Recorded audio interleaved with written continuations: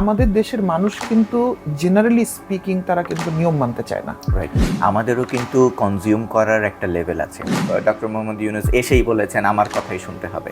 অন্য যে কোনো লোক প্রধান উপদেষ্টা বাংলাদেশের হলে তার কাছে বাংলাদেশের মানুষের যে প্রত্যাশা থাকতো, ডক্টর মোহাম্মদ ইউনূসের কাছে সেই প্রত্যাশাটা কয়েকশো গুণ বেড়ে গেছে। কারণ মিডিয়া বন্ধ করে দেওয়া হবে। আমি বাকি অংশটা বলছি না কিন্তু ইচ্ছা করে, অ্যাজ ইফ ধরে নেন আমি সেই প্রতিক্রিয়াশীল গ্রুপ যে সমাজে এনার্কি ক্রিয়েট করতে চাচ্ছে। মনে করার কোনো কারণ নেই যে 5 তারিখের পর আমাদের সবার সফটওয়্যার ডাউনলোড হয়ে গেছে নতুন একটা ভার্সন বাংলাদেশ 2.0, আমরা সবাই ভালো হয়ে গেছে। এটা কিন্তু হয়নি। কঠিন প্রশ্ন। জি, আমি এটা খেয়াল করেছি যে আমাদের যে তরুণ দুজন উপদেষ্টা আমাদের উপদেষ্টা মণ্ডলীতে এসেছেন, আমি খেয়াল করছি যারা একটু বয়স্ক মানুষ, মানে কারণ আমাদের কন্টেম্পোরারিদের সাথে তো আমাদের কথা হয় বা আমাদের থেকে একটু 4-5 দিন পর, তারা না এটা গ্রহণ করতে পারছে না।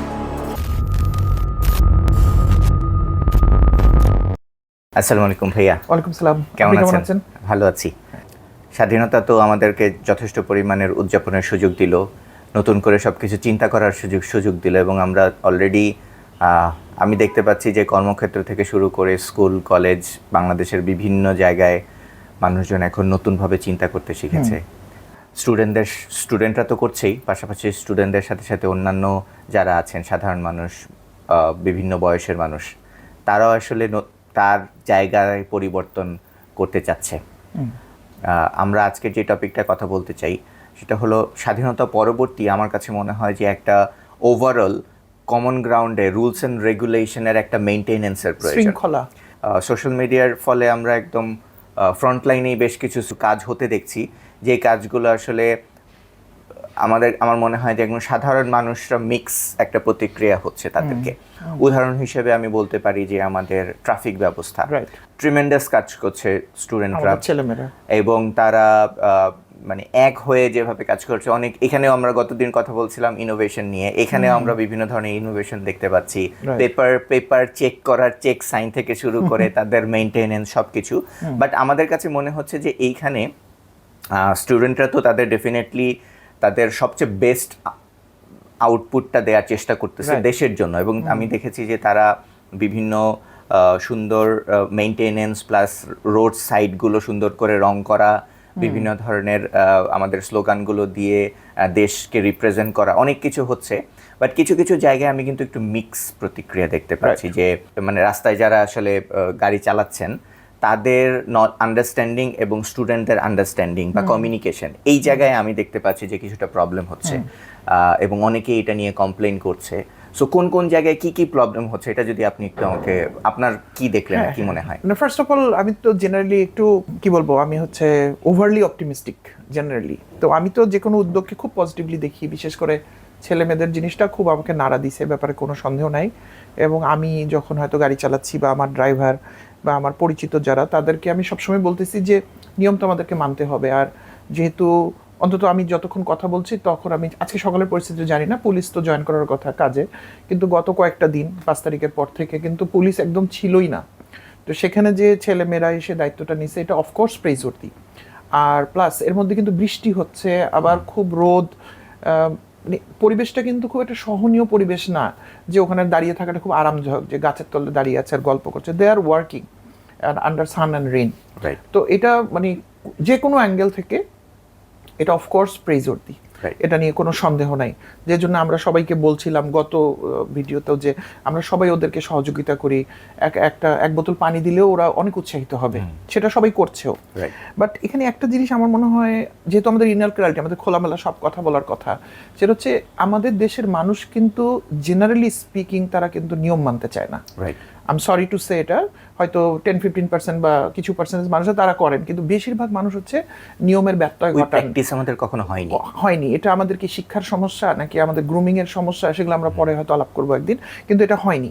তো যখন ছাত্রছাত্রীরা এই কাজটা করছে, খুব স্বাভাবিকভাবেই এটাকে কিন্তু একটা শ্রেণীর মানুষ কিন্তু গ্রহণ করতে আর পারছে না বা চাচ্ছে না।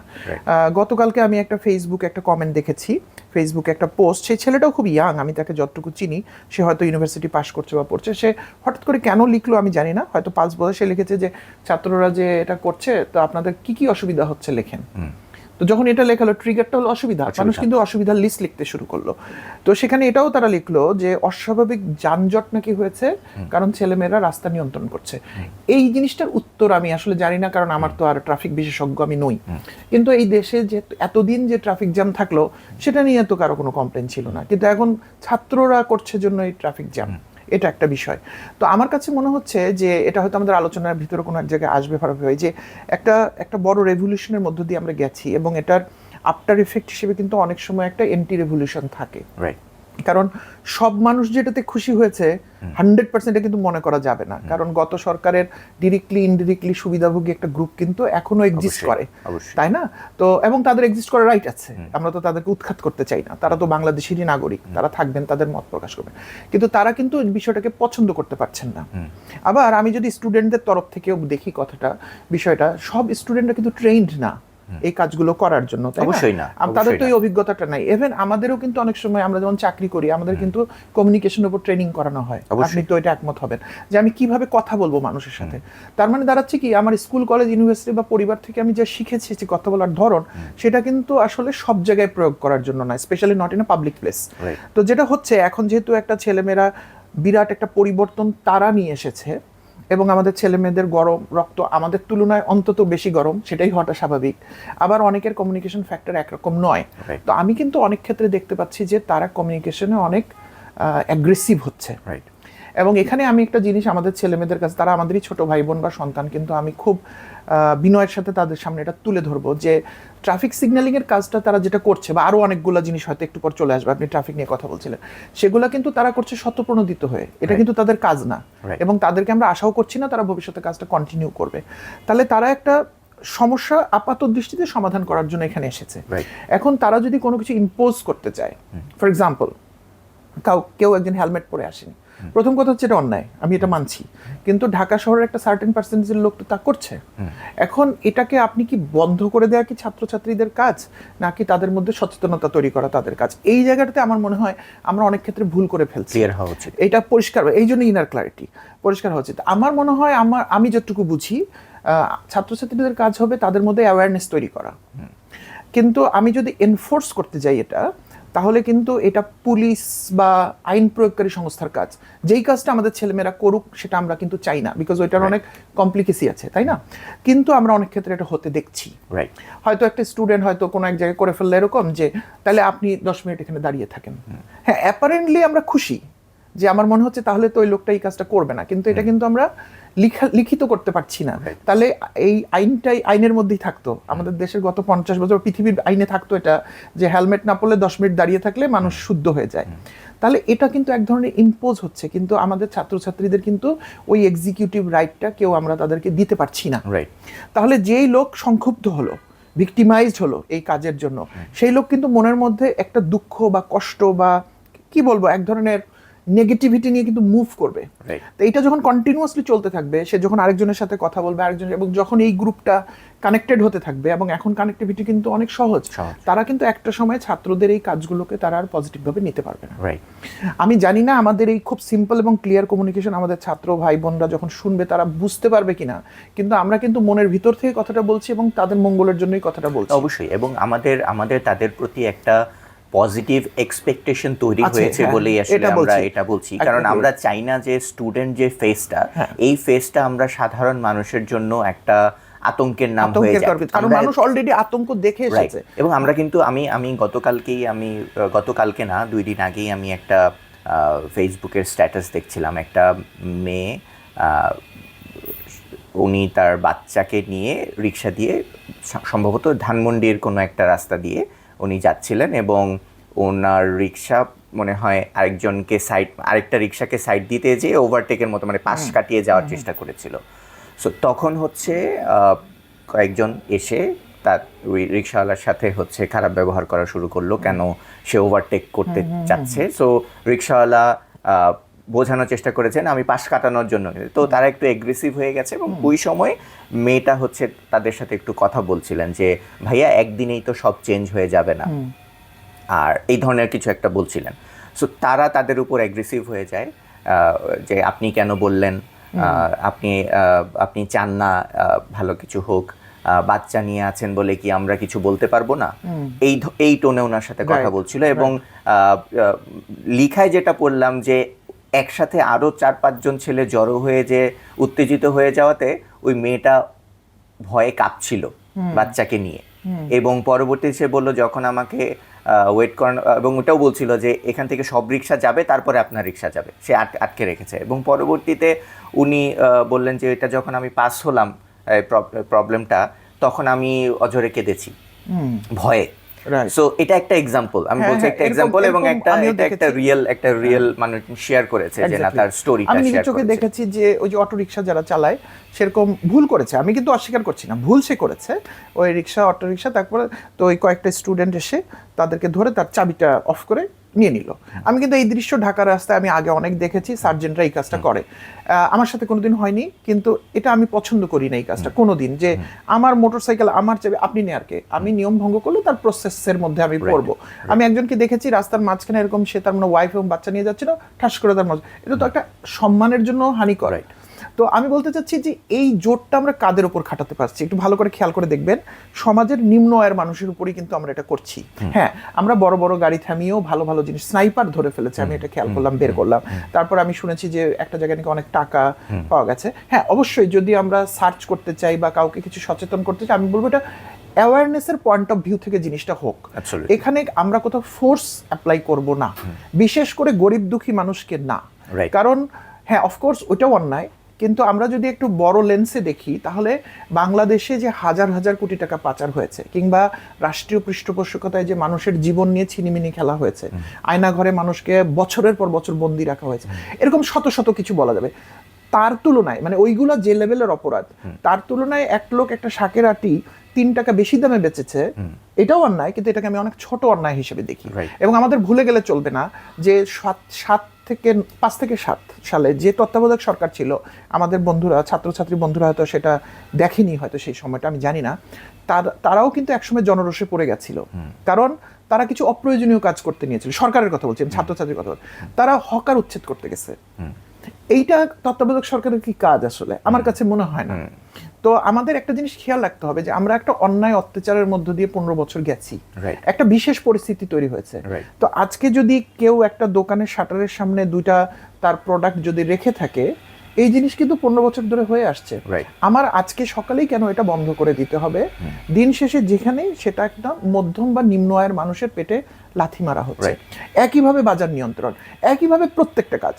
আমার কথা হচ্ছে শৃঙ্খলা আমাদের আনতে হবে অবশ্যই, তার জন্য স্পেশালি ফোর্স পিপল আছে। একটা আমি ভালো উদাহরণ দিই, ছাত্রছাত্রীদের খুব ভালো কাজ করেছে। তারা যেমন কালকে ভোক্তা অধিকারে গিয়েছিল এবং তাদের অফিসারদেরকে বসিয়ে তারা বলেছে যে আপনারা কেন পারছেন না, যদি না পারেন তাহলে আগামী সপ্তাহের মধ্যে রিজাইন করে চলে যাবেন।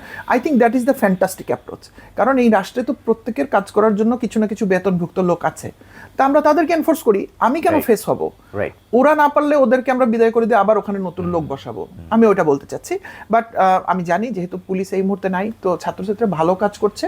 কিন্তু এটা বিশেষভাবে উল্লেখ করলাম এই জন্য যে যতটুকু না ছাত্রছাত্রীদের মধ্য থেকে এই ভুলটা তৈরি হতে পারে, এই যে ফোর্স করার মেকানিজমটা, আমাদের ওই যে অতি উৎসাহী একটা গ্রুপ কিন্তু এখনো এক্সিস্ট করে। এবং এরা কিন্তু জেনারেলি বিভিন্ন দলীয় মানুষজন, তাদের এই ছাত্র বাহিনী বা এই বয়সী যুব বাহিনী, এটা বিএনপিরও আছে, আওয়ামী লীগেরও আছে। আওয়ামী লীগকে হয়তো আমরা এখন দেখতে পাচ্ছি না খুব একটা, কিন্তু অন্যান্য দলের তো আছে। তারাও কিন্তু নিয়ম ভাঙছে, কারণ তারা মনে করেছে 15 বছরে তো আমি অনেক নিষ্পেষিত ছিলাম, এখন আমি হেলমেট ছাড়া রাস্তায় যাব। তো ছাত্ররা যখন দাঁড় করাচ্ছে তখন কিন্তু এদের সাথেই বেশি ঝামেলাগুলো তৈরি হচ্ছে। এবং আমরা কিন্তু এটা কিন্তু একটা সুযোগ, আমরা একটা কথা সবসময় বলি যে স্বাধীনতাটা রক্ষা করাটা খুবই ইম্পর্টেন্ট। আমরা আজকে কিন্তু একটা স্পর্শকাতর কথা বলছি। আমি জানি না কেউ আমাদের উপর রাগ করতে পারো তোমরা, কিন্তু ভালো করে শুনো কথাটা, আমরা কি বলতে চাই, বারবার রিভিউ করো, করে বুঝো যে আমরা কি বলতে চাচ্ছি। আমরা কি কোনো ক্রমে আজকে চাই যে আমাদের কোনো একটা বিশ্ববিদ্যালয়ের ছেলে বা মেয়ের সাথে, যেহেতু তারা সারা ঢাকায় ছড়িয়ে আছে এবং কষ্টের কাজ করছে, একটা হকার গ্রুপ কিংবা একটা রিক্সাওয়ালা গ্রুপ কিংবা কোনো একটা গ্রুপ, তাদের সাথে একটা সরাসরি সম্মুখ সমরক ঝগড়া লেগে যাক? বিশেষ করে এই মুহূর্তে কিন্তু পুলিশও নাই যে তাকে নিবৃত্ত করবে। আমরা কিন্তু এর আগে হতে দেখেছি ঢাকা কলেজের বা ঢাকা বিশ্ববিদ্যালয়ের বা পৃথিবীর যারা, তারা ন্যায়ের পক্ষেই কথা বলেছে, কিন্তু ওই যে শ্রমিকদের সাথে বা শ্রমিকদের সাথে হয়েছে, হকারদের সাথে হয়েছে, নিউ মার্কেটের ব্যবসায়ীদের সাথে হয়েছে। আমরা তো আজকের দিনে এটা দেখতে চাই না, কারণ এরকম একটা দুর্ঘটনা যদি আজকে রাজধানীতে ঘটে, এটাকে ইউটিলাইজ করার জন্য একটা মহল বসে আছে। হ্যাঁ, এই প্রসঙ্গত আমি এটাও বলবো যে আমাদের যে ভিন্ন ধর্মের যাদের উপর যে অত্যাচারটা হয়েছে, অফকোর্স হয়েছে, এরকম খবর আমরা পেয়েছি এবং এটা খুবই দুঃখজনক, এটা আমরা চাই না। গতদিনেও আমরা এটা বলেছি, এটা বন্ধ করার জন্য যা যা করা দরকার সেটা করতে হবে। কিন্তু এটা সত্য যে যদি এক হয়ে থাকে সেটাকে 10 বলে প্রচার করা হচ্ছে, এবং দেশে এবং বিদেশে কিন্তু আমাদের ভাবমূর্তি নষ্ট হচ্ছে। তাহলে আমাদের এখন ঠিক করার সময় এসেছে যে যে ভুলগুলো 5 তারিখের পর আমাদের ইচ্ছায় বা অনিচ্ছায় বা উদ্দেশ্যমূলক গ্রুপের ইচ্ছায় হয়েছে সেগুলো বন্ধ করা। আমাদের আজকের দিনে কিন্তু কোনো ক্রমে নতুন কোনো সমস্যা তৈরি করা আমাদের জন্য পসিবল না, at least at the face of our students. আমাদের ছেলেমেয়েরা যে সৎসাহস সাহসটা, এটা আমি তো চাই আগামী 1000 বছর বাংলাদেশের ইতিহাসে এটা মানুষের মনে থাকবে, যে ওইটাই হবে আমাদের উদ্যমের, মানে ভবিষ্যৎ দেশ গঠনের একটা মৌলিক গল্প হবে 5 তারিখের রেভলিউশন, বা এই ছেলেগুলার মেবি হাজারখানেক মানুষ। আমি তো শুনলাম এখন লাস্ট 3 দিনে নাকি 350 মানুষ মারা গেছে, আই থিঙ্ক প্রথম আলোর নিউজই পড়লাম আজকে সকালে। তাহলে পুরোতে 1000-এর উপর মারা গেছে।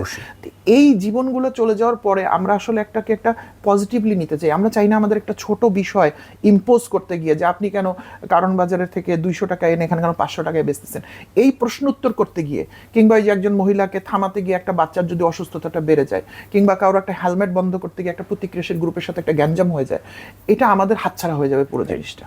সো এটাই আমার অনুরোধ যে শৃঙ্খলা আসুক, সেটা আমরা চাচ্ছি, কিন্তু উইথ কশাসনেস, যাতে আমাদের কোনোভাবেই আমাদের অর্জনটা ভণ্ডুল না হয়ে যায়। অ্যাবসলিউটলি। সো আসলে এটাই আমাদের মূল প্রতিবাদ্য বিষয়। আমরা কখনোই চাই না যে আমাদের এত কষ্টে বা এত পজিটিভিটির একটা এনভায়রনমেন্ট যখন তৈরি হয়েছে, তখন আমাদের মধ্যেই, আমরা তো মানে ওভারঅলি তো আমাদের এখন গ্রাউন্ডটা অনেক শক্ত নয় বিভিন্ন দিক থেকে, অর্থনৈতিক দিক থেকে, কারণ পজিটিভিটিটা ধরে রাখার জন্য অনেক ফ্যাক্টর আসলে কাজ করে।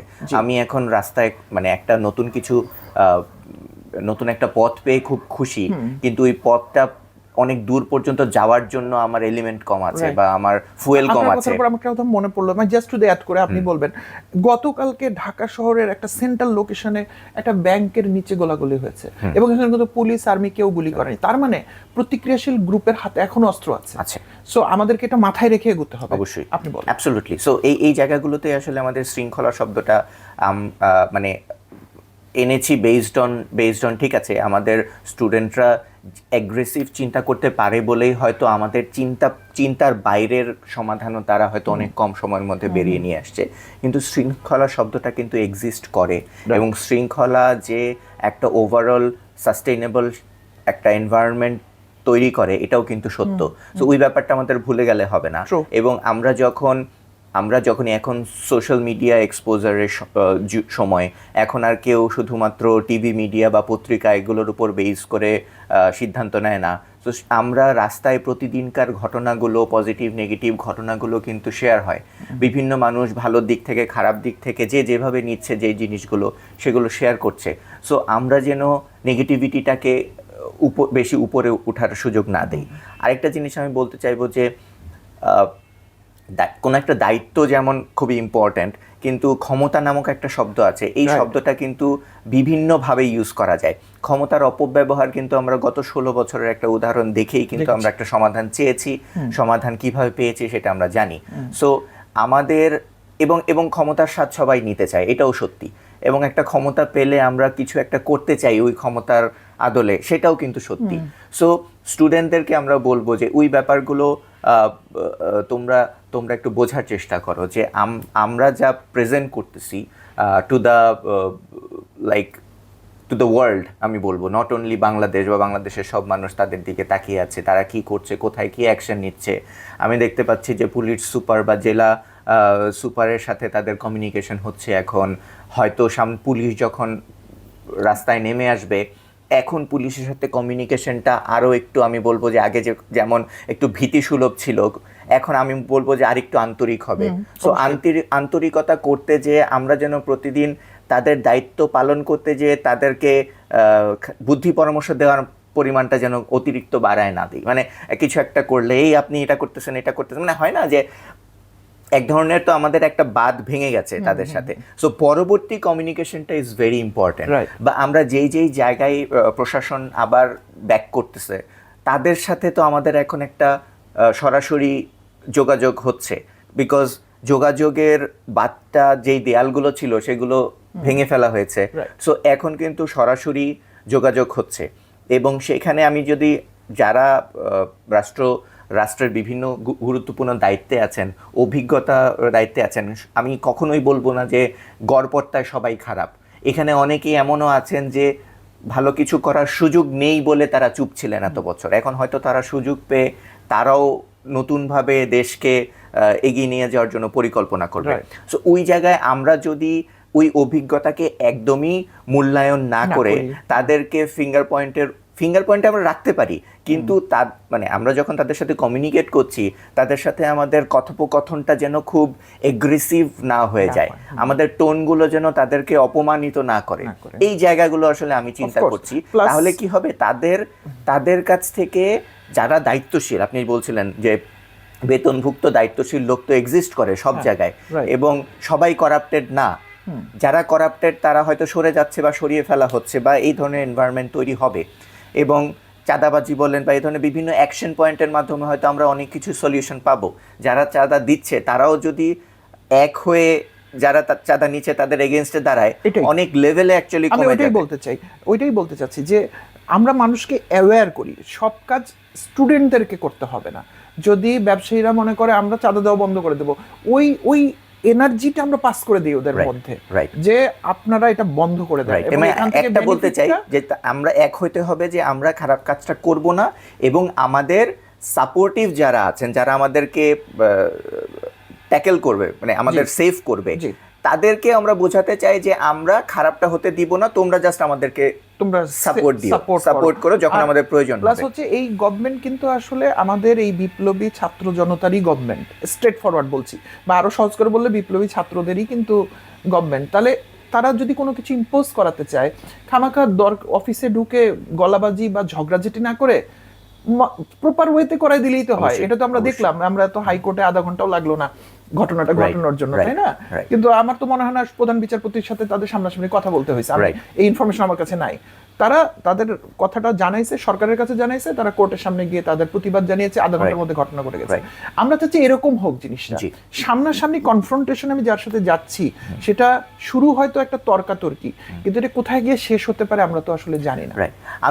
আমি বলবো যে আমাদের অন্তর্বর্তীকালীন সরকার জাস্ট কাজ শুরু করেছেন, তাদের মাধ্যমে আমরা অনেক আশাবাদী, এবং আমরা খুবই প্রজ্ঞাবান মানুষজনই আসলে এখানে আছেন আনডাউটেডলি, এবং আমরা এখন পর্যন্ত মেধাভিত্তিক জায়গা থেকে অনেক সম্মানিত একজন মানুষকে আমরা পেয়েছি, এবং আমরা একজন পরিচয়ও দিতে পারি যে একজন পুরো ওয়ার্ল্ডে এত স্বনামধন্য সর্বস্থানে সম্মানিত একজন আমাদের রাষ্ট্রের একজন প্রধান হিসেবে, এখন উপদেষ্টা হিসেবে কাজ করছেন, এবং তার কাছ থেকে আমরা অনেক আশা করি যে মেধাভিত্তিক এবং সুপরিকল্পিত কিছু এক্সপোজ হবে আমাদের দেশে, যেটা অ্যাকচুয়ালি শুধুমাত্র সাধারণ জনজীবনকে স্ট্যান্ডার্ডটা বেটার করবে না, আমি বলবো যে গ্লোবাল কানেকশনেও উনি একটা, এবং ইন্টারন্যাশনাল মানে গ্লোবালি আমাদের বাংলাদেশি হিসেবে আমাদের পরিচিতি, আমাদের মান সম্মান, আমাদের বিভিন্ন উচ্চ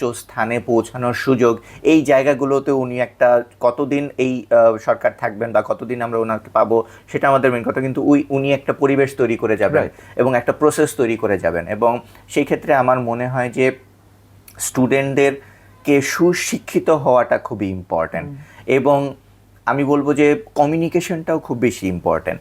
আমরা কথা শুরু করার আগে আলোচনা করছিলাম যে আমাদের অন্তর্বর্তীকালীন সরকাররা এখন মিডিয়াতে এসে কথা বলা শুরু করেছেন, তো তাদের কথাও অ্যাকচুয়ালি অনেকে আসলে অনেকভাবে পজিটিভলি তো অবশ্যই, বাট অনেকভাবে আমরা নেগেটিভলি নেওয়ারও সুযোগ আছে বলে আমরা মনে করছি। যেমন আপনি বলছিলেন যে ডক্টর মোহাম্মদ ইউনূস এসেই বলেছেন আমার কথাই শুনতে হবে, উনি খুবই ভদ্রভাবে হেসে সুন্দরভাবে বলেছেন, তার কথার টোনের মধ্যে বিন্দু পরিমাণের অ্যারোগেন্স ছিল না, কিন্তু আমরা ঠিক ওই দিনও সবাই কিন্তু আমি দেখেছি যে এই টোনটাকেই সবাই পজিটিভলি শেয়ার করছে, এবং সবাই শেয়ার করতেছে যে নাও দিস ইজ হ্যাপেনিং, এখন আমাদের ঠিক হতে হবে, সবাই খুব উত্তেজিত।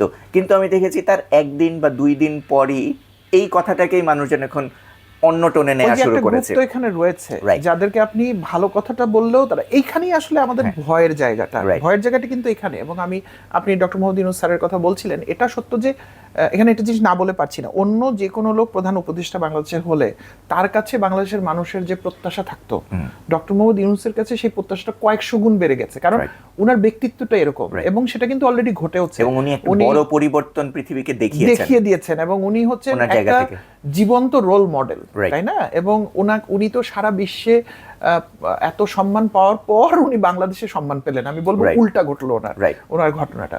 এবং এ কারণেই, এবং উনি কিন্তু এটা অলরেডি ডান। যেমন আপনি দেখবেন অনেক দেশ কিন্তু খুব দ্রুত সমর্থন দিয়েছে আমাদের এই অন্তর্বর্তীকালীন সরকারকে। আমি গতকালকে শশী থারুর তার একটা, ভারতের, আপনি তো নিশ্চয়ই তার একটা সাক্ষাৎকার দেখলাম, এই দাঁড়িয়ে সাংবাদিক বাংলাদেশ সম্পর্কে তো আপনার এখনকার মত কি।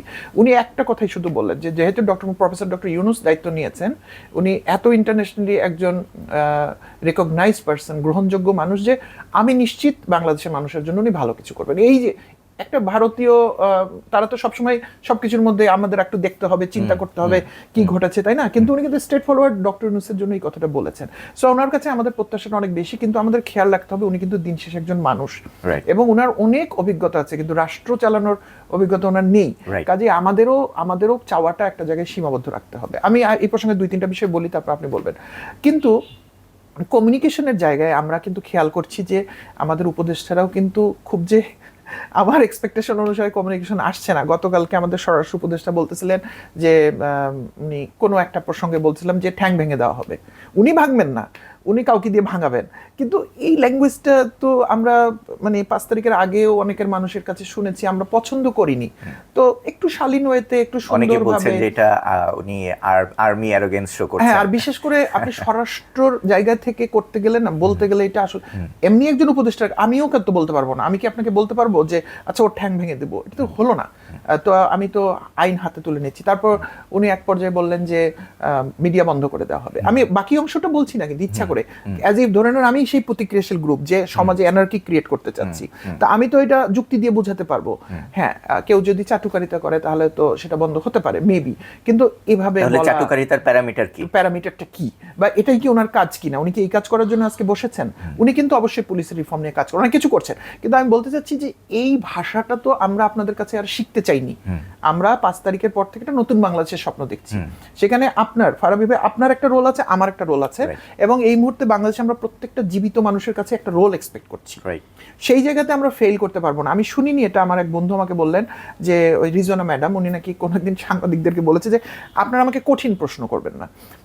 কেন করবেন না? ওনাকে কঠিন প্রশ্ন কেন করা যাবে না? ওনাকে তো কঠিন প্রশ্ন উত্তর দিতে হবে, কারণ আপনি তো একটা বড় রোলে গিয়েছেন। হয়তো উনি উত্তরও দিবেন, কিন্তু উনি যেভাবে আমরা যদি কোড বাই কোড হয় না, যে আমাদের কিন্তু রাজনীতিতে বিভিন্ন কিছু এইভাবেই কিন্তু পরিবর্তন হয়, যে আমরা আগে পরের লাইন কেটে শুধুমাত্র অতটুকুই কেটে কিন্তু আমরা বিভিন্ন ধরনের জায়গায় কানেক্ট করে নেগেটিভিটি ছড়াতে পারি। কারণ আমরা সুযোগ কেন দিচ্ছি? এক্স্যাক্টলি, আমাদের কথা না বললেই তো হয়। এটা তো আমাদের গত সরকার প্রধান সম্পর্কে আমাদের কিন্তু এইটাই সবার অবজারভেশন ছিল, যদি কথা না বললেই আলহামদুলিল্লাহ ভালো হতো। ওনার কথাই ওনার সবচেয়ে বেশি ক্ষতি করেছে।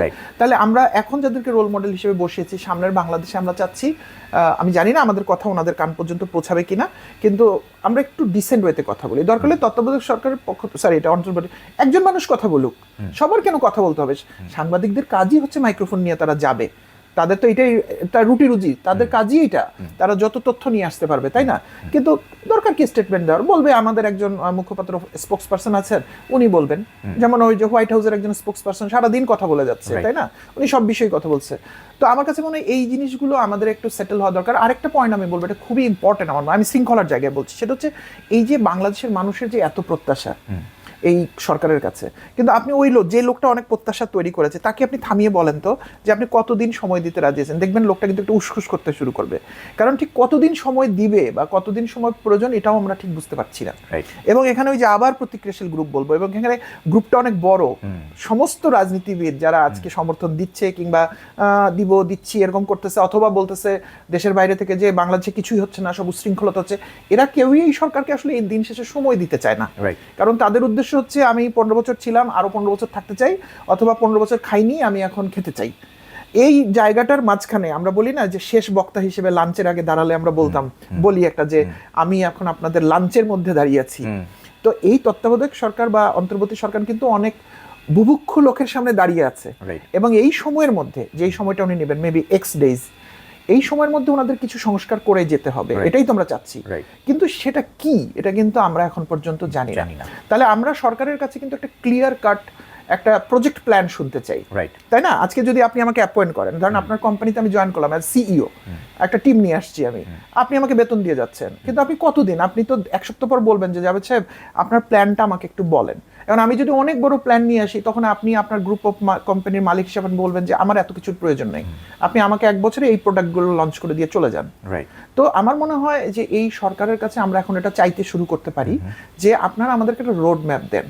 রোড ম্যাপটা 50 বছরের রোড ম্যাপ হোক, কিন্তু আপনি বলেন, তাহলে মানুষ, যেহেতু এখন ওইভাবে ভোট দিয়ে মতামত প্রকাশের সুযোগ নেই, কিন্তু মানুষ একটা নিজের সাথে নিজের একটা কি বলবো একটা রিফ্লেকশন আসবে চিন্তার, বা আমরাই তখন ইনার ক্লারিটি বলতে শুরু করবো যে হ্যাঁ এত বড় কাজ করতে গেলে তো এটা এত মাস সময় লাগবে, এটা তো এত দিন সময় লাগবে, বা আমরা এটা উল্টাও বলতে পারি যে এটা কেন কালক্ষেপণ কেন করবেন আপনি। তো আমার মনে হয় আমরা সরকারের কাছে চাই যে তারা একটা পরিষ্কার রোড ম্যাপ আমাদেরকে দেখ, একদম ক্লিয়ার কাট প্রজেক্ট প্ল্যান না দিতে পারলে হাই লেভেল প্ল্যান দেখ, সো দ্যাট আমরা বুঝি যে এই সরকারের প্রায়োরিটি কি, সরকারের সবাইও বুঝুক যে তাদের প্রায়োরিটি কি, তাহলে আমরা সবাই ফোকাস ওয়েতে এগোতে পারবো। অ্যাবসলিউটলি। আর আমাদের পরিবর্তনের জায়গাটায় আমি একদম সাধারণ মানুষ হিসেবে যেটা বলতে পারি যে আমাদেরও কিন্তু কনজিউম করার একটা লেভেল আছে। আমি আজকে যদি আমি খুবই সাধারণ উদাহরণ দিয়ে বলতেছি, আমি যদি আজকে একটা ফিট বডি বানাতে চাই, তাহলে আমি জিমে যে প্রথম দিনই কিন্তু 50 কেজির ডাম্বেল তুলতে পারবো না, বা 50 কেজির ডাম্বেল তুলে আমি যদি খুব কষ্ট করে ভিডিও তৈরি করে দেখাই, তারপরে কিন্তু আমার বডি সেটা নিতে পারবে না, দেখা গিয়ে দেখা যাবে মাসল ক্র্যাক করে গেছে, পরবর্তী আমাকে হয়তো 10 দিন যেতেই পারবো না, বা আরো বড় ড্যামেজ হতে পারে। যেটা বলতে চাচ্ছিলাম যে আমাদের দেশকে অনেক কিছুর জন্য পরিবেশ তৈরি করতে হবে, সাধারণ মানুষের মধ্যে একদিনেই সব ধরনের নিয়ম একদিনের মধ্যেই যদি আমরা ইম্পোজ করতে চাই, তাহলে কিন্তু আমরাও দিন শেষে সেটা নিতে পারবো না। সো আমাদের কিন্তু অনেক অনিয়ম হচ্ছে, সব জায়গায় অনিয়ম হচ্ছে, সেটা আমরা কিন্তু এই রিভলিউশনের আগেও জানতাম, এখনো জানি।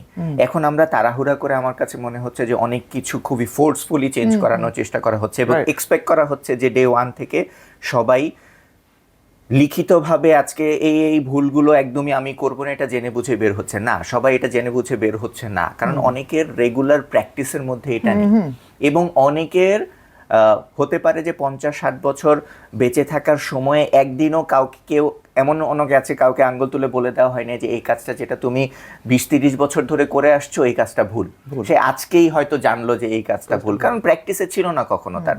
যেমন একজনকে আমি গতকালকে ফানি ভিডিও, একজনকে দেখালাম যে স্টুডেন্টরাই একজনকে একটা বাইকারকে দাঁড় করিয়েছে, হেলমেট পরবে না, সে মজা করে বলছে যে কখনো পরিনি, হয়তো কখনো সিরিয়াস, হ্যাঁ হেসে বলছে আমি কোনোদিন পরিনি, আমি মৃত্যু পর্যন্ত পরবো, হ্যাঁ পরবো না। সো জানি না, হয়তো সে এটা কখনো করেনি, হয়তো মানে এই মানুষটা কখনো করেনি, এই মানুষটাকে আমরা আজকে থেকেই তাকে ফোর্স করে তার মাথায় হেলমেট পরার পজিটিভিটিটা এবং হেলমেট পরার যে আরো হাজার রকমের সুবিধা আছে, তার ফেস বাঁচানো, তার জীবন বাঁচানো সবকিছু মিলে, সো এই জিনিসটাকে আমরা ফোর্স করে তাকে করতে পারবো না। কেন এটা বলতে চাইলাম যে আমরা আসলে নিয়ম অনেক কিছু আমরা করতে চাবো, সো আমাদের উপদেষ্টা যারা আছেন বা যারা পরবর্তীতে দায়িত্ব নেবেন তাদেরকে বলতে চাই যে আমাদেরকে একটা পরিবেশ তৈরি করে দিন, আমরা অটোমেটিক সেটা মেনটেন করতে থাকবো, এবং মানুষের ব্রেন এত বেটার যে সে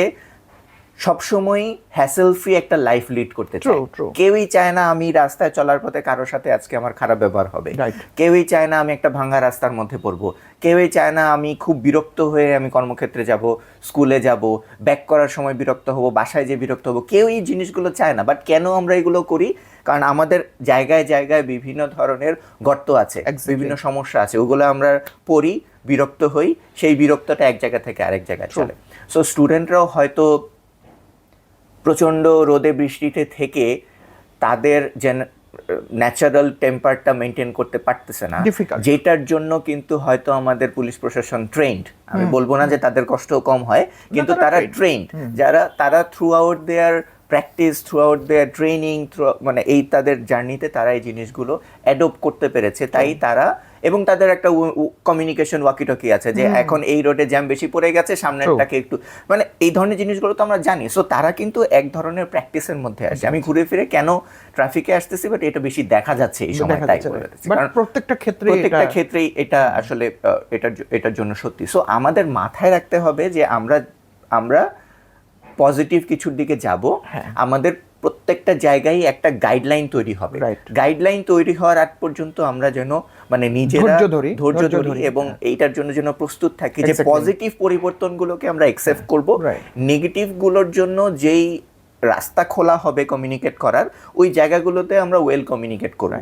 আর কোনো জিনিস যদি একদম হাতছাড়া হয়ে যেতে থাকে, তখন আমরা প্রতিবাদের দিকে যাব যে না, এখন আমাদের একদমই কন্ট্রোল করা যাচ্ছে না, কাউকে একেবারেই বোঝানো যাচ্ছে না, আমরা এখন প্রতিবাদের এবং সেই প্রতিবাদের জায়গাটা হচ্ছে একজন না, একা না, ওটা দলগতভাবে করব আমরা।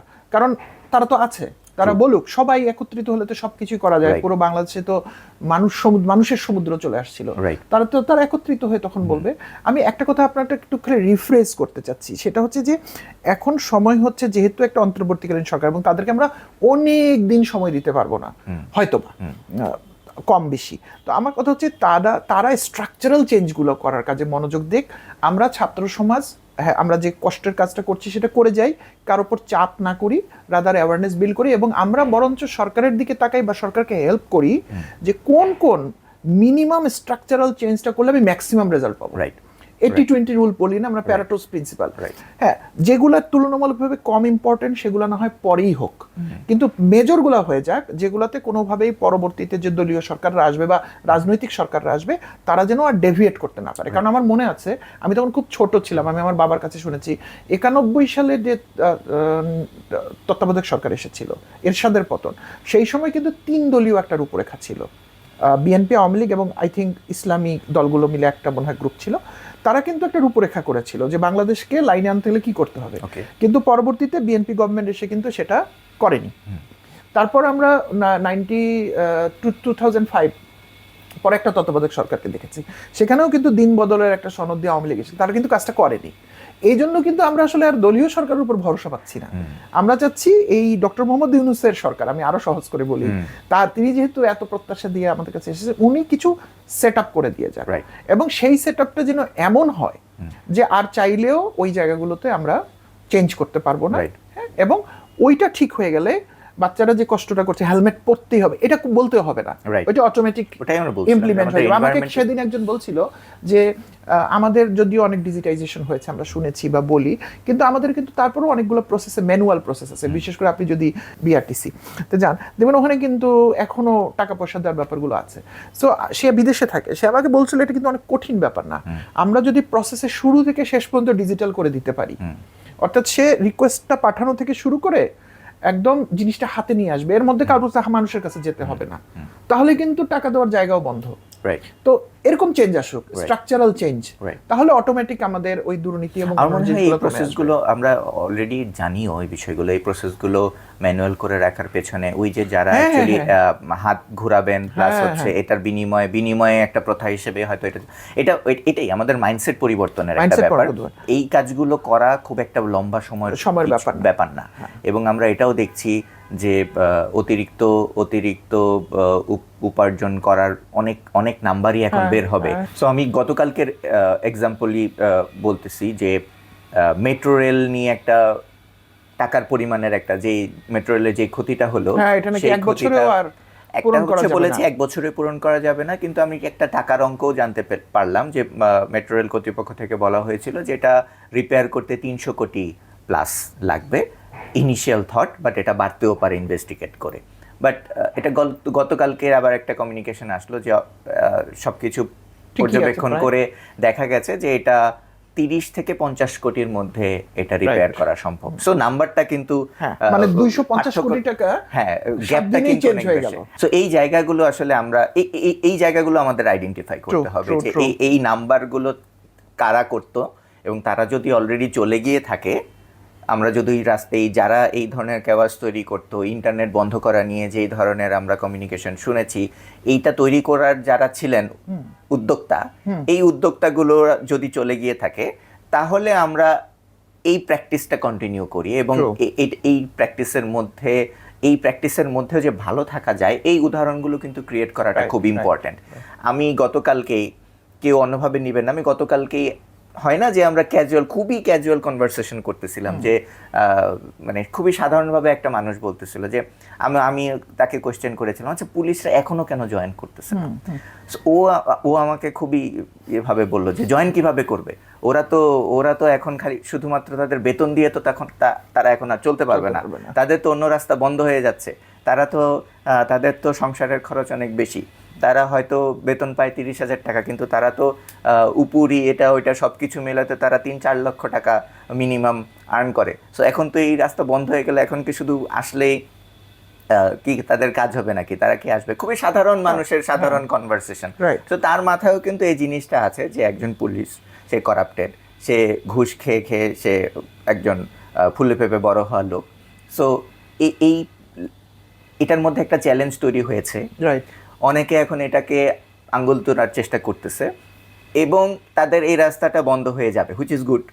কিন্তু এই রাস্তাটা বন্ধ হয়ে যাওয়ার পরও যদি তারা ভালো থাকে, একটা ভালো মানে as a police, as a career হিসেবেও সে যদি সম্মানিত, প্লাস হচ্ছে তার ফ্যামিলি মেনটেনেন্স, সেও তো একজন নাগরিক, ফ্যামিলি মেনটেনেন্স, তার চারপাশের সুযোগ সুবিধা সব কিছু যদি তার মান সম্মানকে স্টেবল রাখে, তাহলে তো সে ওই আগের সময়টায় ফেরত যাবে না বা সে সুযোগ খুঁজবে না। বা অন্য সরকারের আমরা বলতেছি না যে আমরা এখন হয়তো কিছু পরিবর্তন করে দিয়ে যাবে, আবার যখন কোনো দল আসবে, বিএনপি হোক, আওয়ামী লীগ হোক, যে কেউ হোক আসবে, তখন আবার সে আগের প্র্যাকটিস হচ্ছে। মানুষের মাথায় কিন্তু আছে যে আমরা এখন কোনোভাবে হয়তো একটু চুপচাপ খাপটি মেরে থাকবো, চাইবো যে আরেকজন আসুক, আসলে পরে তাকে আবার সেই ম্যানেজ পর্যায়ে চলে যাব, আমরা ম্যানেজ করে করে আমরা আবার শুরু করব। সো ওই জায়গাটা আমার কাছে মনে হয় যে আমাদের ভালোর কিছু উদাহরণ তৈরি করতে হবে এবং আমাদের এখনকার যারা রাষ্ট্র পরিচালনা করছে, আমার মনে হয় যে এই উদাহরণগুলো মানুষের সামনে দেখানো এবং এটাও যে একটা অনেক সম্মানিত এবং নাগরিক হিসেবে, মানুষ হিসেবে একটা দেশে তার অবস্থানকে যে অনেক পজিটিভলি এক্সপোজ করে এবং সবাই সেটাকে গ্রহণ করে, এই জায়গাটায় আমার মনে হয় যে কিছু উদাহরণ তৈরি আমি পার্সোনালি দেখতে চাই, কিছু উদাহরণ দেখতে চাই যে একজন কনস্টেবল, পুলিশের জায়গায় যদি কথা বলি, একজন কনস্টেবল সে অনেক ভালো আছে, কিন্তু সে এখন কোনো তার উপরের প্রয়োজন হচ্ছে না, কিন্তু এখন সে সব কিছু মিলে সে ভালো আছে। আবার অন্যান্য সরকারি যে জায়গাগুলোতে আছে, যারা আমরা শুনি যে ঘুষ ছাড়া যে জায়গাগুলোতে কাজ হয় না, সেই জায়গাগুলোতে যারা কাজ করছেন, তাদেরকেও আমি সম্মানিত জায়গায় দেখতে চাই সব সময়, কারণ তারাও সম্মানিত মানুষ, তাই না? তাদের এক্সপেরিয়েন্স, তাদের লেখাপড়া সব কিছু মিলায় তো তারা বেটার কিছু করতেছে এবং তারা সরাসরি দেশের ভালো কিছুর জন্য দায়িত্বশীল। সো তারাও যদি ভালো থাকবে সুশৃঙ্খলভাবে, কিছু নিয়মকানুন মেনটেন করে, এই ব্যাপারগুলোও কিন্তু আমাদের এনশিওর করতে হবে। শুধুমাত্র এটা করা যাবে না বলার পরে তাদেরকে সবসময় শুধু চাপেই রাখলাম, কিন্তু তাদেরকে কোনো ফ্লেক্সিবল পরিবেশ দিলাম না, এটা কিন্তু কখনোই হবে না। এটা সবার জন্যই প্রযোজ্য। এবং আমি তো মনে করি যে যদি নতুন প্রসেস আসে, আমার কাছে কোনো অঙ্ক করা নাই, যে পরিমাণ অপচয় বা এই যে দুষ্টু লোকদের মাধ্যমে যেটা দেশের বাইরে চলে যায়, যে পরিমাণ সাশ্রয় হবে, তাতে এনাদের জীবন জীবিকাকে অনেক সুন্দরভাবে মানে কি বলবো, লেজিট ওয়েতেই কিন্তু বেতন ভাতা ইত্যাদি বাড়িয়ে দেওয়া সম্ভব হবে আমার মনে হয়। যে জন্য কিনা প্রাইভেট কোম্পানিগুলোতে কেন বেতন স্যালারি বেশি দেয়, আমরা যদি একদম মৌলিকভাবে দেখি, দিজ আর দ্য রিজনস। কিন্তু কারণ তারা জানে যে এদেরকে আমি প্রচুর খাটাই এবং এদের পক্ষে বাইরে থেকে কোনো উপার্জন করে, সে সমস্ত এনার্জি এবং সময়টা কোম্পানিকে দেয় এবং কোম্পানি দিন শেষে লাভবান হয়। সেজন্য কিন্তু তাকে 2 টাকা বেশি বেতন দিতে কোম্পানির বাড়ছে না, এই যে এমএনসি গুলা দেখতে, উল্টা তারা আবার প্রফিট বোনাস দিচ্ছে, তাই না? তো সেটা সরকারের পক্ষে সম্ভব। আমি আপনার সাথে পুরো একমত। আমি একটা পয়েন্ট আমি একটু অ্যাড করবো আর একটা প্রশ্ন করবো আপনাকে। আমি পয়েন্টটা হচ্ছে যে আমাদের দেশের মানুষ, আমরা ভালো হই মন্দ হই যেরকমই, আমরা কিন্তু একরকম মানুষ। মনে করার কোনো কারণ নেই যে 5 তারিখের পর আমাদের সবার সফটওয়্যার ডাউনলোড হয়ে গেছে নতুন একটা ভার্সন বাংলাদেশ 2.0, আমরা সবাই ভালো হয়ে গেছে, এটা কিন্তু হয়নি। সরকার পরিবর্তন হয়েছে, একজন পালিয়ে গেছে, তার সাথের কিছু লোক পালিয়ে গেছে, কিছু লোক লুকিয়ে আছে, কিন্তু অ্যাজ এ হোল বাংলাদেশের যে 15 কোটি 17 কোটি মানুষ, এরা কিন্তু বদলায় নেই। তারা আবেগ আপ্লুত হয়েছে, তারা ভালো কিছু হয়তো মনে মনে চায়, কিন্তু দিন শেষে তার যে চারিত্রিক কাঠামোটা এটা কিন্তু বদলেনি। সো আমাদের এটা মনে রাখতে হবে যে শুধু, হ্যাঁ অবশ্যই যারা আমাদের পরিচালনা করবেন তারা সঠিক হলে বাকি লোকগুলো সঠিক হওয়া যাওয়ার প্রসেসটা দ্রুত তৈরি হবে, কিন্তু ওভারনাইট চেঞ্জ হবে না। এটা যদি আমরা এক্সপেক্ট করি তাহলে কিন্তু বড় ভুল হয়ে যাবে। সো আমাদের একটা বড় কাজ হবে সামনে, এই শৃঙ্খলার জায়গায় মানুষের মধ্যে অ্যাওয়ারনেসটা বিল্ড করা। যে জন্য আমি সবসময় বলছি যে স্কুল কলেজের যে, বিশেষ করে স্কুলের যে এডুকেশনটা, এটা নিয়ে আসলে আমাদের আর এক্সপেরিমেন্ট করার কোনো প্রয়োজন নেই। এটা আমার ব্যক্তিগত মত। রাদার আমরা ভালো ভালো শিক্ষকদেরকে দেই, শিক্ষকদেরকে ট্রেন আপ করাই দেই, এবং তারা ক্লাসে ক্লাসে ভালো কথা বলুক। হ্যাঁ, যে পাঠ্য বইয়ের শিক্ষা কতটুকু করাচ্ছে আমি এটা নিয়ে মোটেই বদার না, কারণ এখন ছেলেমেয়েরা এত স্মার্ট, ইউটিউব দেখে শিখে ফেলে। কিন্তু এই যে আদর্শের জায়গাটা, নৈতিকতা বোধের জায়গাটা, যে জায়গাটা আমাদের খুব খোকলা ভেতরটা, ওইটার উপরে আমাদের জোর দেওয়া খুব দরকার। এবং তারপরও তো আগে যেমন গণশিক্ষা ছিল ইত্যাদি, আমার কাছে মনে হয় যে আমাদের একটা বিরাট ফ্লো দরকার, মানে সব জায়গায় নীতি আদর্শের কথাগুলো আসতে থাকবে, যেন একটা মানুষ চাইলেও খারাপ কাজ করতে না পারে। একটা আমি এক্সাম্পল দিই, দেখবেন যে কোনো মানুষ, আমরা হয়তো বাইরে লাউড কথাবার্তা বলি, জোরে কথা বলি, কিন্তু আপনি দেখবেন মসজিদে ঢোকা মাত্রই যে লোকটা নিয়মিত নামাজ পড়ে না, সেই লোকটাও দেখবেন তার আচার আচরণের মধ্যে কিছুটা একটা সৌন্দর্য, ভদ্রতা তৈরি হয়ে যায়। কারণ কি, এভেন এটা মন্দিরেও হবে, কারণ ওইখানকার এনভায়রনমেন্টে এটা সাপোর্ট করে না। এভেন আপনি যদি ওখানে একটু জোরে কথা বলবেন, দেখবেন আমার পাশের লোকটা আপনাকে যখন থামাবে, সে কিন্তু অ্যাগ্রেসিভলি বলবে না, খুব আসলে ভাই একটু আস্তে, দেখো সবাই নামাজ পড়ছে বা পূজা করছে, তুমি একটু চুপ হও, এরকম ভাবে কিন্তু বলবে। তার ওখানে বলার ধরনটাও খুব শালীন, এবং মানুষটাও সাথে সাথে সাবধান হয়ে যাচ্ছে। আমি বলছি পুরো বাংলাদেশকে এরকম বানানো যায় কিনা। আমি জানি খুব ইউটোপিয়ান একটা কথা বললাম, বাট ভাবতে তো শুরু করতে হবে। কয়েকদিন আগে আমার একজন মানে আর্মির অফিসার, আমার রিলেটিভ আসলে, উনি আমাকে বলতেছিলেন এই 5 তারিখের পর, মানে প্রসঙ্গ করে বলছে যে এই তোমার তো কাজ বেড়ে গেল। আমি বললাম আমার কাজ কিভাবে বাড়লো? বলে তোমার তখন রিস্টার্ট ইউরসেলফ আর ড্রিমস ফর টুমরোর কাজ করতে হবে। তো আমি দেখলাম উনি এটা কানেক্ট করেছে যে আমরা রিস্টার্ট ইউরসেলফ এবং বিশেষ করে ড্রিমস ফর টুমরোতে আমরা কিন্তু ড্রিম ভ্যালু লিডারশিপ এটাই শিখাই। তো উনি বললো তোমাদের কাজ তো হয়ে গেছে, এখন তোমার আরো কাজ বাড়লো। এনিওয়ে, আমি ওইটাই জোর দিতে চাইলাম যে আমাদের মানুষদেরকে নিয়ে আমাদের কাজ করতে হবে। এখন আমি আপনাকে একটা প্রশ্ন করতে চাই, কঠিন প্রশ্ন। জি, আমি এটা খেয়াল করেছি যে আমাদের যে তরুণ দুজন উপদেষ্টা আমাদের উপদেষ্টা মণ্ডলীতে এসেছেন, আমি খেয়াল করছি যারা একটু বয়স্ক মানুষ, মানে ধরেন আমাদের কন্টেম্পোরারিদের সাথে তো আমাদের কথা হয়, বা আমাদের থেকে একটু 4-5 বছর, তারা না এটা গ্রহণ করতে পারছে না। তো আপনি এই পুরো বিষয়টা গ্রহণ করতে পারছেন না, মানে তো বলতে যে হ্যাঁ কি দরকার ছিল, দেশে কি জ্ঞানী গুণী লোকের অভাব ছিল কিনা, তোমরা রাজপথে ছিলা, তোমরা কি বুঝো, এখনো গ্রাজুয়েশনই হয়নি, এরকম অনেক বলতে বলতে তো অনেক কিছু বলতে থাকে।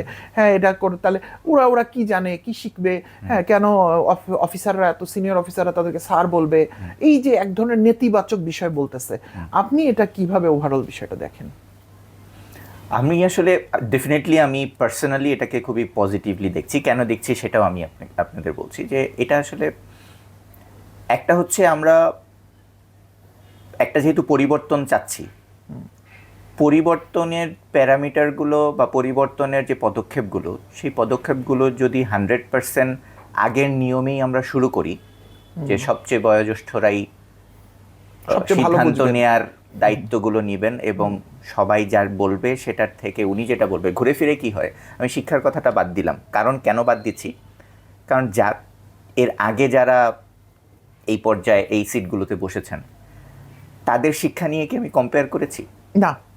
তো যেহেতু আমি তাদের শিক্ষা নিয়ে যেহেতু কম্পেয়ার করিনি, বয়সটা নিয়েই তো শুধু কম্পেয়ার করেছি, এবং রাজনৈতিক বক্তব্যের উপর তারা কম্পেয়ার করেছে। আমি যদি খুবই সাধারণভাবে বলি, আমি কেউ খারাপভাবে নিয়ে না, আমি একদম সাধারণভাবে বলি যে এর আগে আমি যেহেতু আপনি যে দুইজন উপদেষ্টার কথা বলছেন এবং তারা যে মন্ত্রণালয়গুলো নিয়েছেন, দায়িত্ব নিয়েছেন, তাদের আগের সিটে যে দুইজন ছিল তাদের শিক্ষাগত যোগ্যতা কি? তারা কি অনার্স কমপ্লিট করেছিল, মাস্টার্স কমপ্লিট করেছিল, পিএইচডি করেছিল, কোন বিষয়ের উপর করেছে, কে আনসার দিচ্ছেন, বা যারা কম্পেয়ার করছেন তারা কি এই ব্যাপারগুলো চিন্তা করছেন কি, তাদের ব্যাকগ্রাউন্ড কি, তারা কোন গ্রামের, নাকি তারা কি ইংলিশ মিডিয়ামে পড়েছে না বাংলা মিডিয়ামে পড়েছে নাকি মাদ্রাসায় পড়েছে না কোথা থেকে পড়েছে, তারা কোন ধর্মের, এই ব্যাপারগুলো কিন্তু আমরা আগে কোয়েশ্চেন করিনি। আমরা আগে কোয়েশ্চেন করিনি কেন? কারণ একজন মন্ত্রিসভা পরিষদ তৈরি হয়েছে, সেখান থেকে যাকে দায়িত্ব দেওয়া হয়েছে সেই কিন্তু বলছে। এবং এর আগের সিটে যারা বসেছিলেন তখনও কিন্তু ওই সিটের সামনে সারিগুলোতে যারা বসেছেন ওইখানে কিন্তু তার থেকেও বয়স্ক লোকজন ছিলেন, তারাও তখনও স্যার বলেছে। তো তখন কিন্তু স্যার বলতে তাদের আক্ষেপ হয়নি, কারণ তারা কি ছিলেন, তারা রাজনৈতিক একটা স্ট্রং পরিমণ্ডলের মধ্যে থেকে যাকে সিলেক্ট করা হয়েছে সে যদি বয়সে 10 বছরের হতো, ওই 10 বছরের একজনকেই কিন্তু অ্যাকসেপ্ট করতে হতো। এখন আমরা যেহেতু একটা ডিফারেন্ট একটা থট প্রসেস এবং ডিফারেন্ট একটা আমি বলবো রেগুলেশনের মধ্য দিয়ে আমরা আমি বলবো যে খুবই কম কিছু মানুষের সিদ্ধান্তের উপর বেস করে তারা এসেছেন, এই কারণে কথা বলার সুযোগটা বেশি হচ্ছে, নাম্বার 1। নাম্বার 2 হচ্ছে আমরা তো এখন তাদের বসার পরে তাদের সিদ্ধান্তগুলো এবং সিদ্ধান্তর ফলাফলগুলো এখনো দেখিনি। তাহলে দ্বিতীয়ত আমরা এটাও কেন জাজ করছি যে তাদের কেন বসানো হলো, তাদের চিন্তা ভাবনা কি, তারা তো এটা পারলো না ওইটা পারলো, কি পারলো না সেটা বলার কিন্তু এখনো কোনো সুযোগ আসে। আমি বলছি না যে, আমি এই কারণেই বললাম যে প্রথমত আমি পজিটিভলি নিচ্ছি, দ্বিতীয়ত আমি জানি না এটা রাইট ডিসিশন হয়েছে কিনা, বিকজ তারা যে কাজগুলো করবে, 2টা মন্ত্রণালয়, তো আমি বলতেছি যুব ক্রিয়া এবং আরেকজন হচ্ছে আইসিটি। সো এই সেক্টরগুলোকে তারা কিভাবে চিন্তা করছে এবং এই সেক্টরগুলো পরিবর্তনের পরে ইম্প্যাক্টটা কি হবে সেটা, এবং কত কম সময়ের মধ্যে হবে, এই প্যারামিটারগুলো জাজ না করে বলতে পারা যাবে না যে it is right decision or not. But এখনো পর্যন্ত আমি আগের জায়গাটার জন্য পজিটিভ, যে আগের জনকে আমি যখন কম্পেয়ার করছি, আপনি যখন আমরা কথা কম্প্যারিজন নিয়ে এর আগেও কথা বলেছি, আমরা যখন কম্পেয়ার করা শুরু করেছি এবং আঙুল তোলা শুরু করেছি এর প্যারামিটারগুলো কি এবং এর আগের কম্প্যারিজন প্যারামিটারের সাথে এটা ম্যাচ করে কিনা, এটা আমার জন্য জাস্টিফাইড মনে হয়। সো আমার পার্সোনাল থট হচ্ছে এটা। আমিও ঠিক এক্স্যাক্টলি ওরকমই মনে করি, এবং আমি আসলে প্রশ্নটা আমার হঠাৎই মাথায় এসেছে, কারণ আমরা মানুষের যে মানুষ যে রাতারাতি বদলাবে না, ওই কথাটা বলতে গিয়ে আমার এটা মনে পড়েছে। এবং আমার মনে হয়েছে, আমার ব্যাখ্যা হচ্ছে যে মানুষগুলো এই প্রশ্নটা করছেন, ধরেন যিনি আমাকে বলেছেন তার বয়স মোটামুটি 48, আমার মনে হয় উনি নিজে কখনো কল্পনা করতে পারেন না যে উনি কোনো একদিন 25 বছর বয়সে উনি একজন উপদেষ্টা বা একজন মন্ত্রী হতে পারতেন।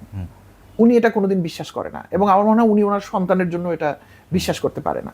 তাহলে যেই মানুষ তার চিন্তার জায়গায় দৈন্যতা আছে, তার মানুষটা দেখতে বড়, পদ হয়তো বড় পদে কাজ করে, কিন্তু তার চিন্তাটা যদি ছোট হয় সে তো একটা বড় জিনিসকে গ্রহণ করতে পারবে না।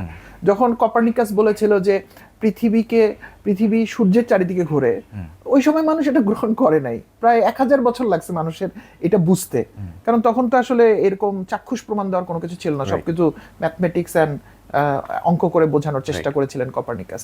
তো যার চিন্তাটা কম। হ্যাঁ, আপনি কিছু বলতেই ভাই। তো আপনি একটু ওই উদাহরণটাও বলেন যে ইন্ডিয়াতেও যে আমি নামটা ভুলে গেছি বলে আপনাকে বলছি, 23 বছর বয়সী একজন যে ইন্ডিয়াতে দাঁড়িয়ে ইনকালাব জিন্দাবাদ বলে যে পরে ফাঁসি হলো, তার নামটা কি আমি ভুলে গেছি।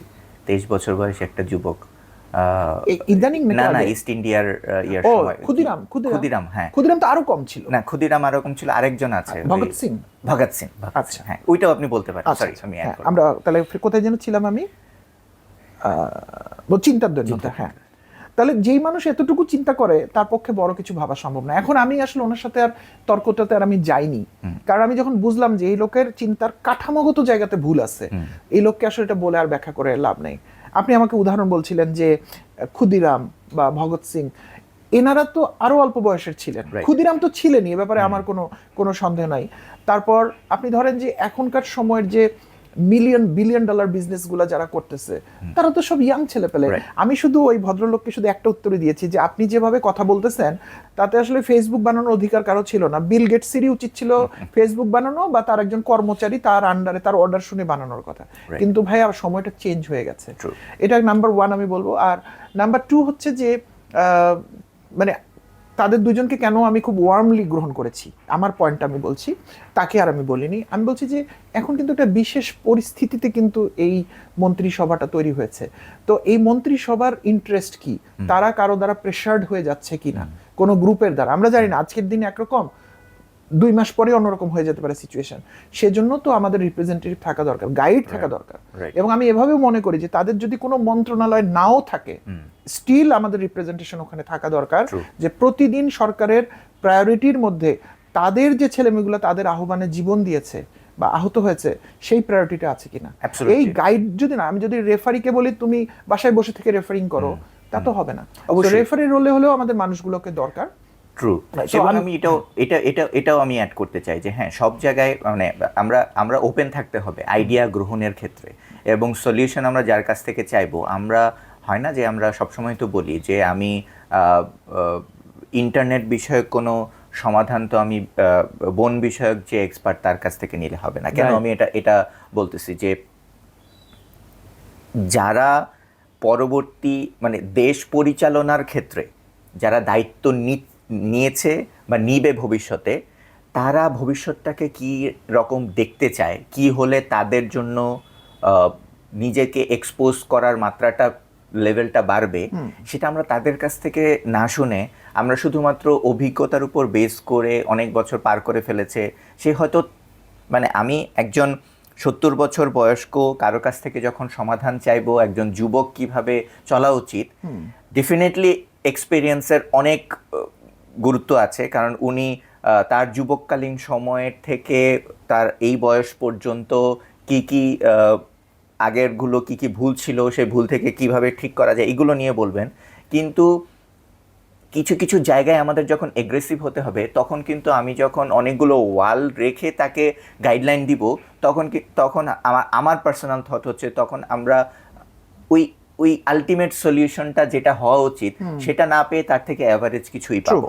কারণ আমরা এই যেই দফাগুলো দেখলাম, এই 15-20 বা 36 দিনের কথা বলা হয় অনেকে, এই যেই দফাগুলো আমরা দেখলাম এবং পরবর্তী যে অ্যাকশনগুলো দেখলাম, আমি কিন্তু এটাই তো সবচেয়ে স্ট্রং পয়েন্ট ছিল না, যে সবাই তার সবচেয়ে এক্সট্রিম সলিউশনটার জন্য সবাই এক ছিল, এবং এই কারণেই এক্সট্রিম সলিউশনটা বর্তমান হয়েছে।